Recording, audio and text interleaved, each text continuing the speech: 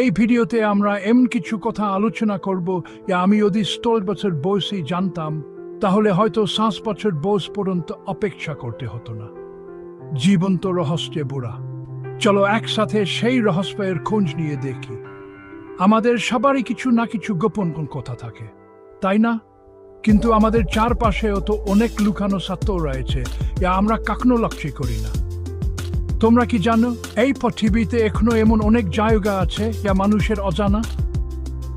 হ্যাঁ, তাসবিরে সেই সালে এসেও আমাদের এই গ্রহের এমন অনেক কোণ রয়েছে যা রহস্যের আবরণে তাকা।